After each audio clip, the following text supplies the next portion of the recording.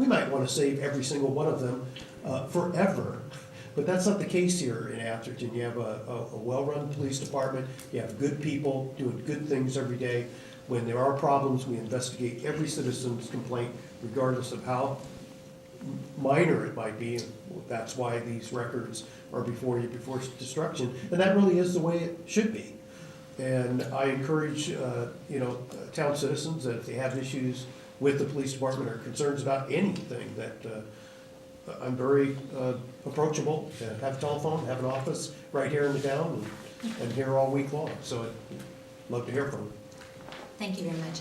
I'm going to open it up for public comments. Do any members of the public wish to speak on this item? Mr. Paponis? Can I do it from here? Can you all hear me? Yeah, we can hear you. Chief, I'd like to ask, this is my first knowledge of all of this. This has only to do with records of the police department? We have records policies for the entire town, and the police department as well. And this is pretty standard. Every state, county, municipality, township has retention records policies that are governed by either general law or charter, or maybe in the police department's case, the penal code. And it has to do with what records need to be maintained, how long they need to be maintained, when they could be released, how they're stored, and how they're destroyed. This is very standard operating procedures for police departments and other county, township, municipalities to deal with records. But the records that you're talking about in this item 12 have only to do with the police records. Correct. And if I understood from what council members said, that the mandatory saving of these records is 5 years? Yes, we're required to keep them a minimum of 5 years, and then it's our judgment to decide whether or not they should be destroyed or they need to be maintained. Such things as the abuse of credit cards by police officers, that was something that was happening in this community in time past. Would those records be kept? Well, I'm not familiar with that. They're certainly not in any of these records, but if we have credit card fraud for police officers, that's usually a terminating offense. So I don't know that we have anybody that would fit that mold, and I can assure you that none of those cases that we're having destroyed have to do with serious questions about integrity and honesty and theft. Okay. Thank There you. was one case of a police officer that stole golf clubs out of a resident's automobile and was terminated and... That was a long time ago, Lou. Yes, Yeah. was that more than 5 years? No. Well, my Yes, question yes, would it be, was. would a It was record more of than that 5 years type ago. be maintained? Yes. Wasn't. Where you have a police officer that is in prison at the present time for something like that, would his record be kept? Did you say in prison? I believe that the officer was in prison for theft. Yeah. The retention period for terminated employees' records is the termination plus 5 years. So the date of termination plus 5 years. And quite frankly, that's a record we wouldn't have to worry about, because if there was a criminal charge, there would be a criminal case, and those records are maintained by the court forever. So that record exists somewhere forever. Thank you. Thank you, Well, Lou. I'm familiar with retaining the records because we in my profession had to keep the records for 7 years Sure. before we could destroy them, and I know And I how think that goes. that- But I was just curious whether this particular item was for police officers only. Thank you, Chief. Thank you, thank you. Any other members of the public? Seeing none, I'm going to bring it back to council for a motion to approve this item number 12. Can I make a comment, please? Okay. I think one of the other things we have to remember is storing stuff costs money. You know? So maybe it's not a lot of money, but it costs money. That's why I bring up the carriage house. My feeling is, get rid of anything you're never gonna need. My wife keeps telling me that I've still got my university notes from 1948. I have Okay. looked for the last 40 years, and that's, before most of you, apart from Lou and maybe How about our Jerry was born. yearbooks, yeah, right, love But letters. I'm all for cleaning house unless you need. I just want to make a comment here. I think that as a town, this seems unusual for us to be taking this type of action. I think we did it last year. We just have not been doing this as a routine matter of business. And if you talk to any of the other cities in our county, they do it every year. There's a records retention policy that they just purge old records as a matter of form. And so we have to get past the unusualness of this act, and we have to continue to look forward. This is a new day with our new police chief, who's now been on the job more than a year. It's not new, but it is to a lot of residents, because memories do last a long time. So I'm going to make the motion that I'd like to move to approve the destruction of records agenda item and authorize the destruction of the noted department records, documents, instruments, and other papers as set forth in this request. Can I have a second? Approve resolution, Number, 12. it's item number No, 12, but approve the resolution with the findings included. okay. Approve the resolution number 13 authorizing the destruction of records per government code section 34090. I'd like to amend that to similarly approve it, but to continue to have these come back for council approval and not make a policy statement at this point in time, because They have to. They always They have have to. to, but it's a and matter they of have to law. come. It's a matter of law, It they have to comes all be approved by back. council. Yeah. It's the only thing I know that requires department head, city attorney, and city council approval, and that's this. It's usually- Destruction. based on the explanation of what you've done, Chief and City Attorney, Mr. Connors, I'll go along with this spirit of solidarity. We're going to withdraw your Did we get a amendment? second? I'll withdraw the amendment. You're because I withdrawing your said- amendment, and I have a second to my Second. motion. Thank you, Councilmember Dobby. Call for the vote. All those in favor? Aye. Any opposed? We have a unanimous vote. Thank you.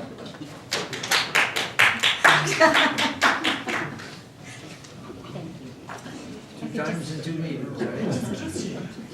Okay, let's bend down. All right, here we go. So you did pull, actually, and Councilmember Whitmer, you pulled number 13? 13. Yes, so Yeah. can maybe we could explain to our public what item number 13 is a little bit. Should we let city manager make the presentation of what this is about? The report, or do you want to do it? I can say that, I'm more than happy to say that a number of years ago, there was a contract with a number of cities in this area and Comcast to pull what's called dark fiber, which is fiber optics bundles that are under the streets and they're unlit. That means they don't have any data flowing through them, and they allowed school districts and communities to use those for nonprofit organizations to use those for their communications and communicating to the communities as what was going on. And we've been sitting on top of that for quite a long time. It's currently headquartered over in the police department, where the other, well, no, it's over. Well, no, it's actually in the police department. It's in the hallway of the police department, where the servers are. Those two large And so we haven't. refrigerators, the two large refrigerators. Right, we haven't been using it, but the schools in this area have been. And recently, with some state law changes, the state allowed now Comcast to start charging for things like this. And so they're giving us essentially 5 years to figure out what we want to go do. And so there's a 5-year hiatus for us to to use it, and there's money available for us to maintain the equipment. And so there's a contract that the city of Palo Alto, who was the lead agency, that they negotiated with Comcast, they've signed, and they've been in contact with us for a while. And actually, last year, I spoke to them quite a bit with Teresa on this, and there are some concerns that I'd like to bring up with us agreeing to this contract amendment, which has been vetted here, but I've got some concerns on it. Please express your concerns. So my concerns are, we're talking about potentially knocking down that building across the way, and this contract binds us to maintain that equipment in its current location for up to 5 years, and/or if there's anything that has to be done as far as moving it, relocating it, etc., it's to our expense, and it's very clear in Amendment 2, which I'm not sure anybody read.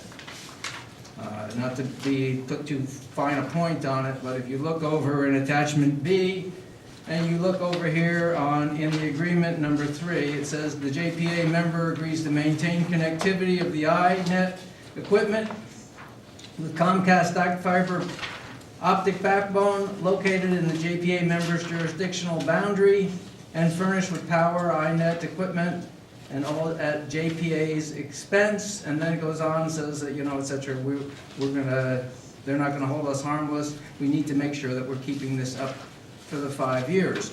And this was a concern when they first started putting this together, because the lady from Palo Alto contacted me a number of times, and I said to her, we're thinking of actually demolishing this building. Is that going to be a problem? Are you guys going to move it? She says, yes, that would be a big problem. You have to guarantee us that the stuff will stay in place for 5 years. And so I'm not really sure that we can do that, and relocating and resplicing fiber optic equipment is extremely expensive.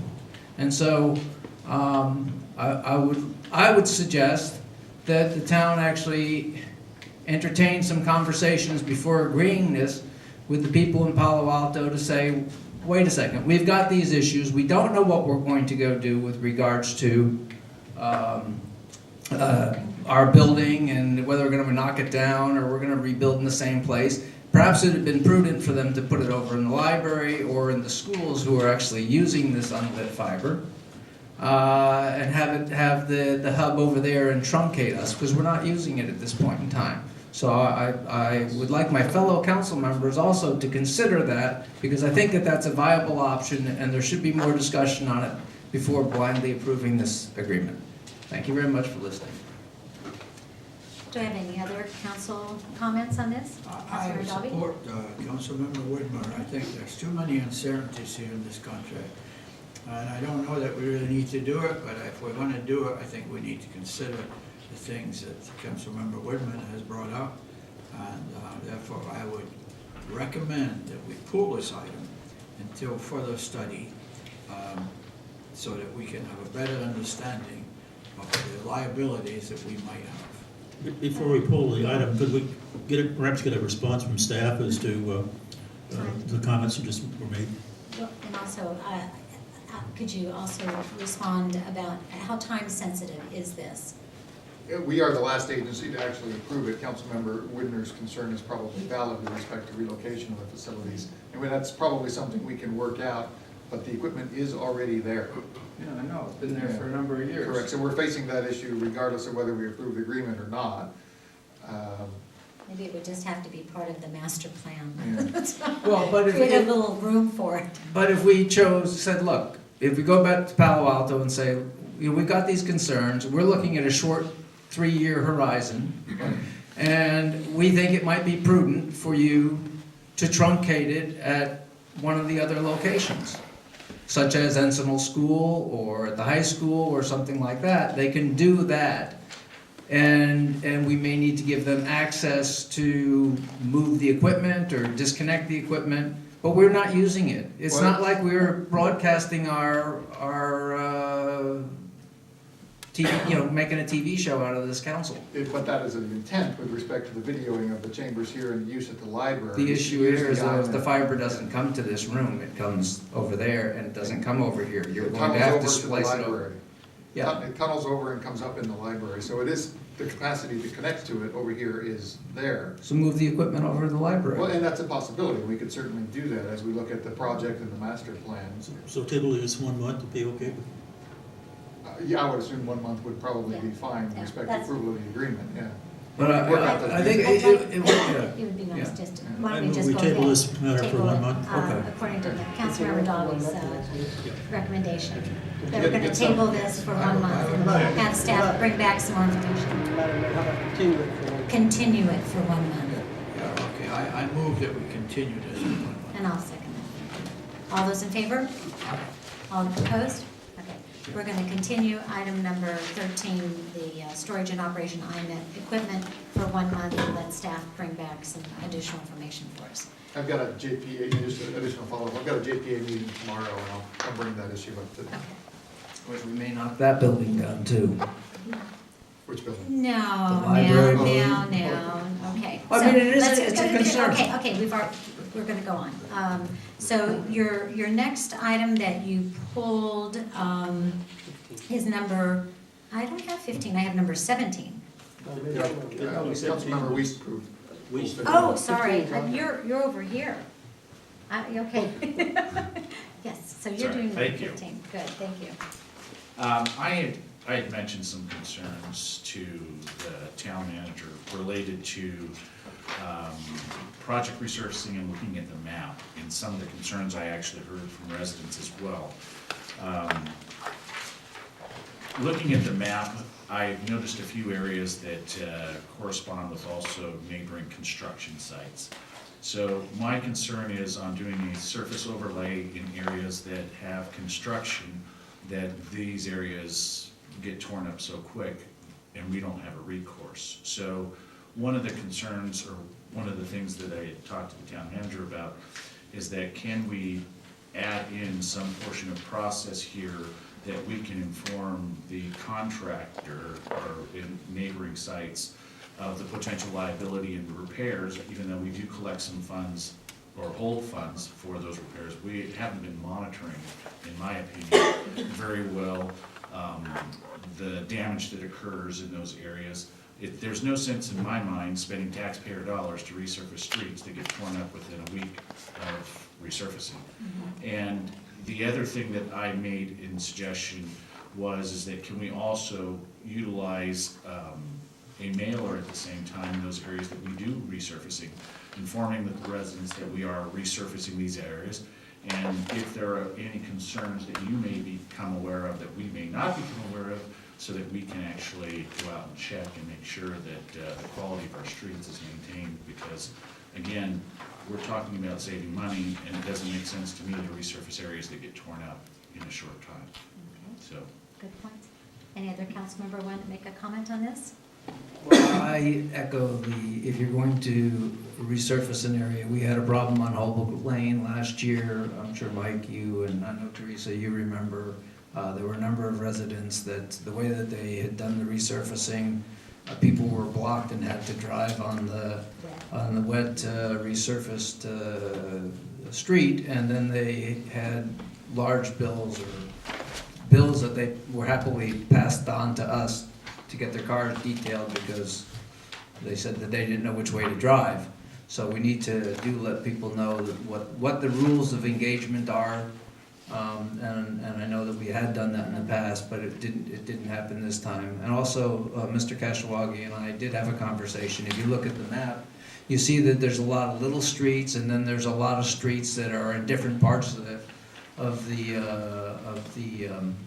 town, and I suggested it might be more prudent in the future if we tried to get all the streets in a certain area that are in a certain degraded form, as opposed to having, what looks like perhaps a willy-nilly, but Mike and I had discussed that, so I'm not bringing it up as an issue, but anyway, it should be something that we should consider for future RFPs. Any other council comments? I'll open up for public comment on this item, number 15, having to do with the Cape Seal project. Councilmember Weiss, I think your comments are well taken. I do believe that the town can do a better job in notifying the residents of when these projects are going to be undertaken, and so that they can plan accordingly. I know that we do try, and people throw notices away or they forget, but it's really important to let them know. So is there, Well, Madam Mayor, what happened in the Oh, past, what happened in the past is the contractor just put stuff on people's door? mailboxes, and it blew away or they didn't see it. And so putting something, mailing something to those residents, I think, is probably the prudent thing to do. Is that something we can do? That's certainly something we can do, yes. Good. Council, Vice Mayor Carlson reminded me that I did not close public comment. So I'm formally closing public comment, bringing it back to council for a motion to approve this item number 15. I'll make a motion to approve item 15. And a second. I think all those in favor? Aye. Aye, with the direction. To council. Staff. Okay, our next item that was pulled is item number 17 by Councilmember Whitmer. Right, it was one of my few. I didn't want to pull too many. Sorry, I could have gotten more. So I guess one of the reasons I pulled this, I had some comments on it, but I also am kind of Curious? curious as to what this is. So perhaps. Why don't we let our staff, Mike Mashawagi, present the report and the associated map. I don't know if the public got a copy of the map, if that was also provided, but there's a map with highlighted yellow lines of potentially proposed bike routes, right? Well, actually, the purpose of the map was, as part of the negotiation process, the consultant agreed to do kind of a bike walk tour with the consultant team as well as any other resident or other stakeholder who was interested. And the purpose of the map is to identify the streets that this tour would happen. And the primary purpose is before we really get started in a very robust public process, to make sure everyone has a good understanding of the types of streets we have here in Atherton, and types of challenges that providing bike facilities on these streets may have. So it's really more of a kind of an educational process before they really start the more intense work of developing some specific recommendations. Okay. So what you're saying is these are the ones that they're going to look at, or because as I understood from the original discussion at the Transportation Committee was that they were going to look at a few more streets, and it looks to me like streets like Atherton Ave, they're very long thoroughfares. There are a number of very long thoroughfares that where it would make sense. Where it doesn't make sense is some of the smaller streets. I can understand why we would have streets like Edge because there's a school there, but if I could get an understanding as to how these streets were picked. Well, again, we have our consultant here too that can help respond, but I believe the rationale was to try to identify representative streets. And so the streets that's colored on the map isn't the only streets that we're going to be considering to put some sort of bike facility. And your comment about Atherton is a very good one, and I believe we did talk with the consultant earlier today about including Atherton as well. But again, it was just to try to take a tour of what we felt were some representative streets, as we begin the plan. So in the sake of time and efficiency,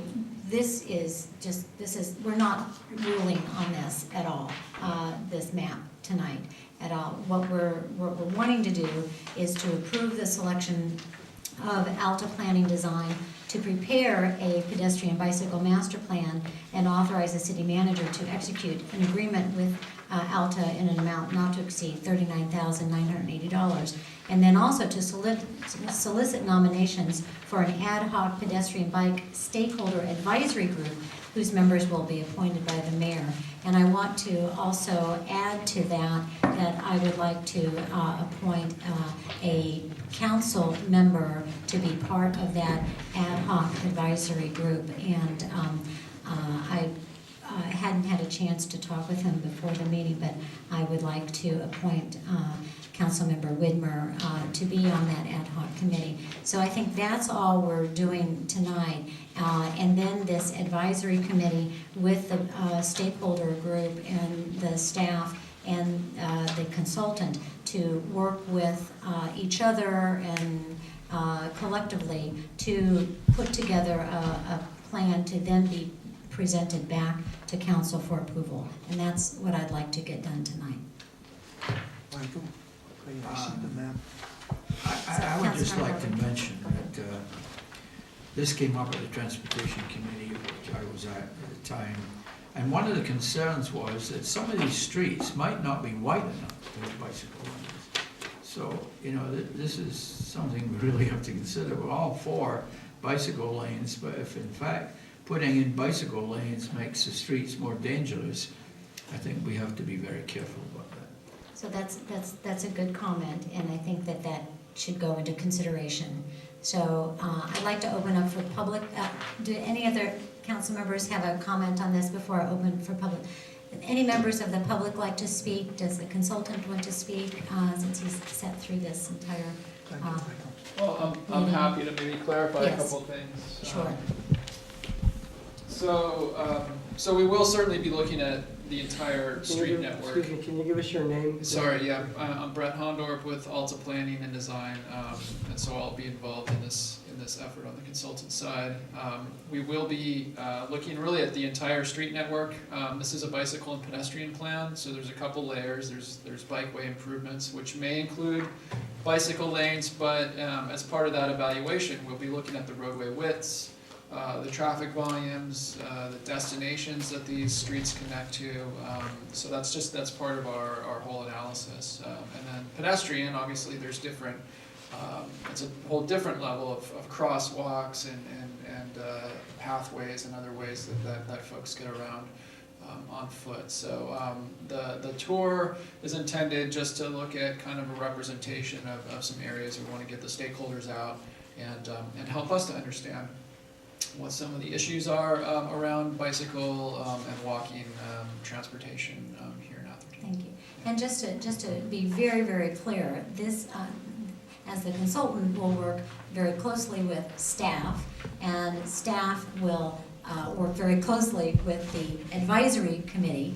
And if Councilmember Widmer would be so good to accept my appointment as of council, would you ride your bike? I know you look real good in your bike togs. He came over to my house and signed my nominating papers, you know, his bicycle, so he rides around. Then I think, and with the stakeholder groups, and I think that that's the key. And we are a very unique community, as Councilmember Dobby says, with very small widths and not a lot of easements for bikes. So thank you very much, and I would like to open it up for other public comments at this moment. Come forward.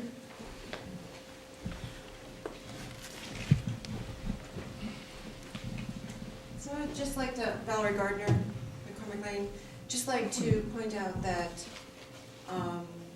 there are a lot of groups interested in bicycling, and over the years, with the Environmental Programs Committee, I've been in touch with a number of community groups, not just within Atherton, but both north and south and east and west. And Atherton is definitely a throughway that many commuters go through from Redwood City on south and vice versa.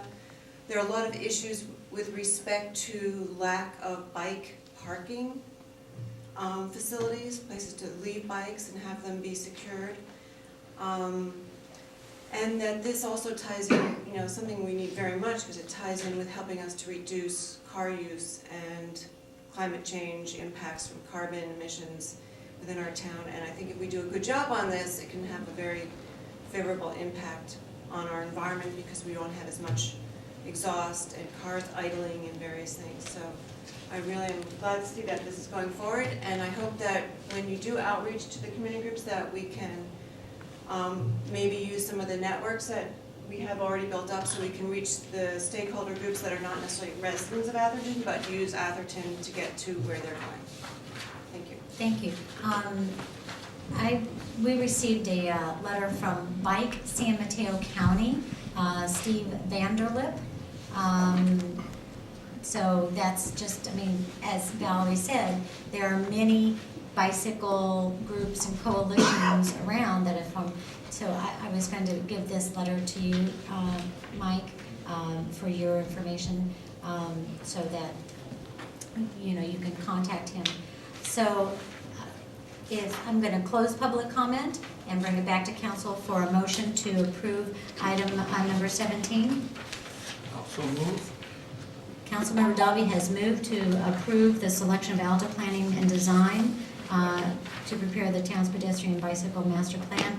I'd like to ask and solicit nominations for ad hoc pedestrian stakeholder advisory group. Like to ask council, how many advisory members do you think that we should have in this advisory group? It's not stated here, is it? One would be perfectly fine, and then there's a number of other suggested members, but they're. No, from the council, Oh, one, just one. yeah, one council, but members of the whole advisory group. That will be totally up to the mayor to keep this an ad hoc committee. Yes. Because if the And city not a council Brown weighs Act. in, the Brown Act is invoked. Oh, okay, so we're not gonna weigh in on that. Okay, so Councilmember Dobby made the motion, anyone?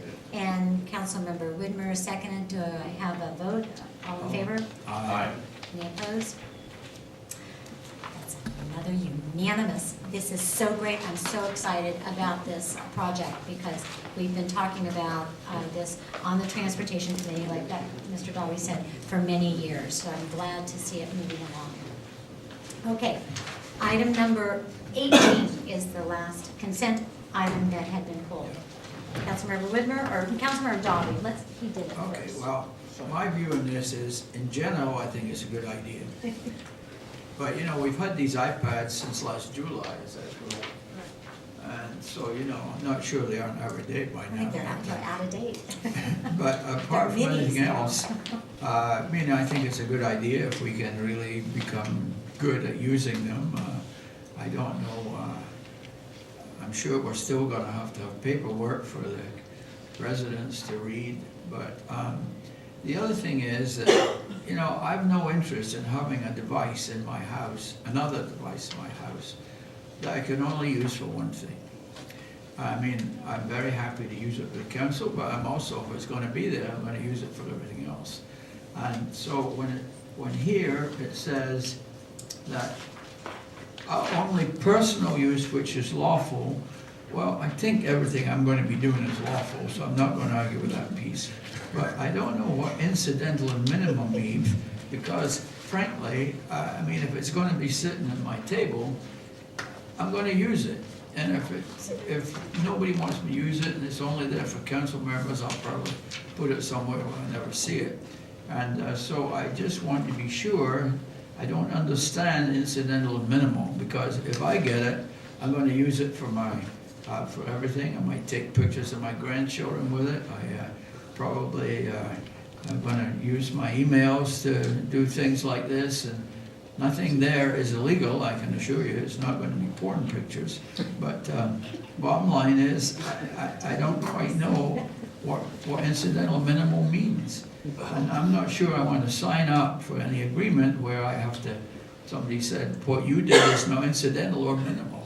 And so I don't really want that. And the other thing is, it says, all iPads used by council members must be equipped with cellular data, 3G, 4G, etc. Well, these iPads are only 3G. And again, I don't know G, I don't know what they are. But, you know, I think that we need to decide what we want to do. I'm all for it, because I think I personally use a hell of a lot of paper, most of which I throw away after reading it 2 or 3 times.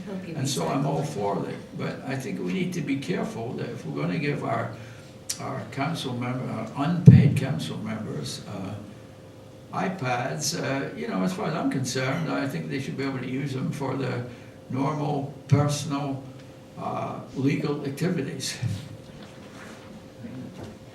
think city manager wanted to respond. Well, Councilmember Whitmer. Well, actually, have a- city manager and I had have an eye extensive contact? discussion. We had a very extensive discussion on this and several other subjects today, and I think that, I think we came to agreement that we needed to just say legal. It would be for legal use. So if you're gonna actually open up, since you mentioned a porn hub, if you're gonna do a porn hub, that's illegal. And we wouldn't want the town to be associated with that. Do that on your computer. He said he wasn't gonna do that. I've got to say, at my age, most of my friends wouldn't really be attractive in the porn mode. I can go through some language changes. Actually, Madam Mayor, I think it should be pointed out that as the libraries have discovered, viewing pornography is in fact legal, it's just not wise. I will be willing to commit that I will not use this for pornographic purposes. I have some textual changes if you Yeah, want. so we need to take out the Gs. I think that, as was pointed out by Councilmember Dobby, you know, our older technology, we went cheap, you know, because we wanted to keep the cost low. But actually, technology has improved, and you know, we stole a document from another town that actually is more progressive, and so they're using 3 and 4G technologies, but we don't. So we're deleting that? Would you like me to go through the detailed language changes one by one? It probably would be good. My other comment, in addition to that, is that most companies bring up, you know, I have two comments.